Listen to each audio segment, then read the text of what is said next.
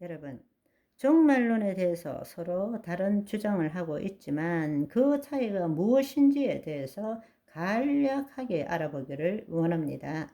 이렇게 간략하게 이야기하는 이유는 서로 다른 설에 대해서 공통되는 핵심, 우리가 붙들어야 될 핵심이 무엇인지 그것을 붙들면 예수 그리스도와 온전한 관계를 누릴 수 있기 때문입니다.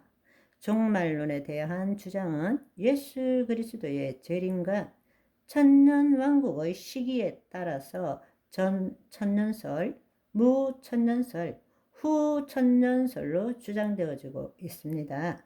전 천년설에는 세대주의적 전천년설과 역사적 전천년설로 나누어지고 있습니다. 그렇지만 후천년설은 이제는 신학적으로 받아들이지 않기 때문에 지금 여러분들에게 잠깐 비교하고자 하는 것은 전천년설과 무천년설에 대한 이야기입니다.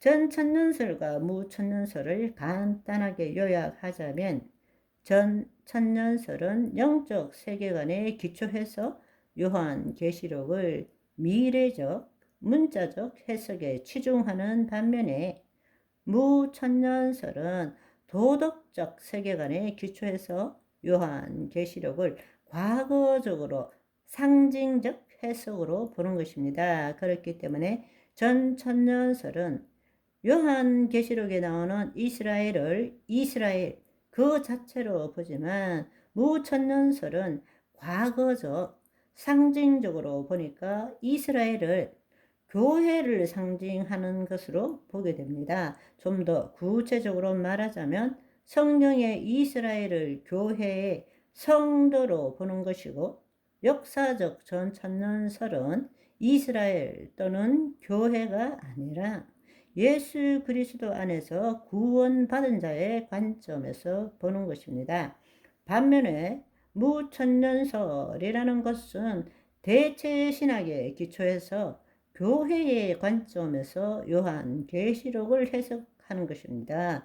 대체 신학이라는 것은 이스라엘이라는 나라가 사라졌기 때문에 이스라엘에게 약속된 모든 말씀들이 이제는 영적 이스라엘인 교회로 대체시키는 신학을 대체신학이라고 말합니다.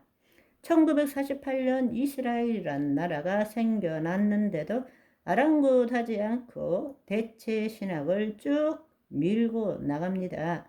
그러나 우리는 한 백성이지만 바로 하나님께서는 이스라엘이라는 선민을 통해서 그리고 이스라엘 백성이 시기하고 질투하도록 이방인에게도 복음을 전하고 마지막 때는 이스라엘이든 교회든 예수 그리스도를 믿는 자를 구원시키는 일을 행하시는 것입니다. 그런데 우리는 이스라엘 쪽으로 보든지 교회 쪽으로 보든지 이렇게 하고 있다라는 것입니다. 그러니까 세대적인 전천년설은 이스라엘, 유대적인 관점에서, 무천년설은 교회주의적인 관점에서, 역사적 전천년설은 바로 이스라엘 민족이든 우리 하나님의 백성이든 간에 마지막 때는 예수 그리스도를 믿음으로 구원을 얻게 되는 것으로 보는 것입니다.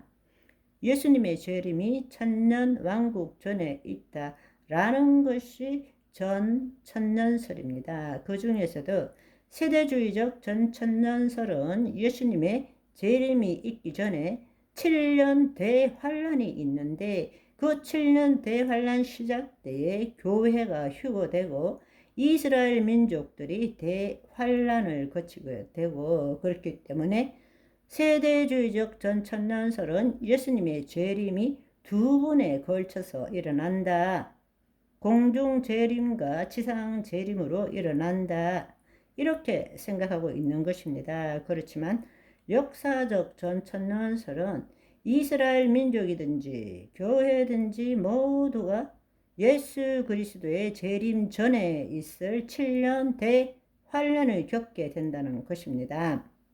그래서 예수님께서 재림하실 때 먼저 죽은 자가 몸의 부활로, 산자는 휴거로 천국 혼인잔치에 참여하게 되고 다시 이 땅에 내려와서 천년왕국에서 예수님과 함께 왕노릇한다는 것입니다. 그렇기 때문에 이 역사적 전천년설은 예수님의 재림이 한 번 있다라는 것, 그러니까 세대주의적 전천년설이든 역사적 전천년설이든 간에 예수님의 재림 전에 7년의 대환란 동안에 어떤 일이 일어나는지가 차이가 있을 뿐이지, 어쨌든 간에 예수님이 재림한 후에 우리가 몸의 부활을 입게 되고 천년왕국이 시작되고 마귀는 무저갱에 들어가게 된다.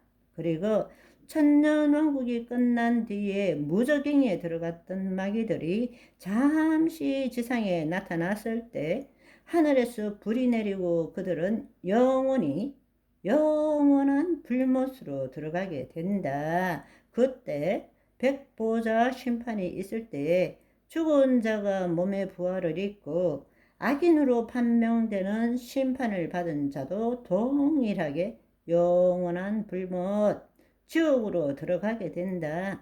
이렇게 이야기하는 것입니다. 그러니까 여러분, 전천년설의 두 가지 전천년설의 차이는 예수님이 재림하시기 전에 일어나는 일의 차이가 있지, 예수님이 재림하신 후에 몸의 부활을 입고 천년왕국이 있고 그 천년왕국 동안에 마귀들이 무조갱 속에 들어가고 천년왕국이 끝나면 마귀들이 잠시 나왔지만 그들이 불에 타서 영원한 불못으로 들어가고 죽은 자들이 몸의 부활을 입고 백보자 심판에서 심판을 받고 생전의 악을 향한 그대로 영원한 불못에 다 들어가게 된다.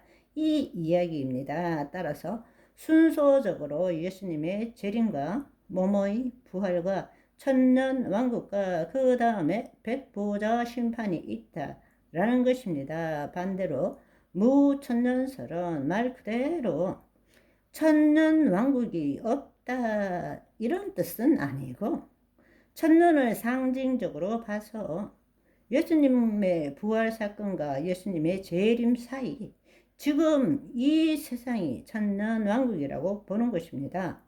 무천년설의 자세한 설명은 다음 시간으로 바이바이.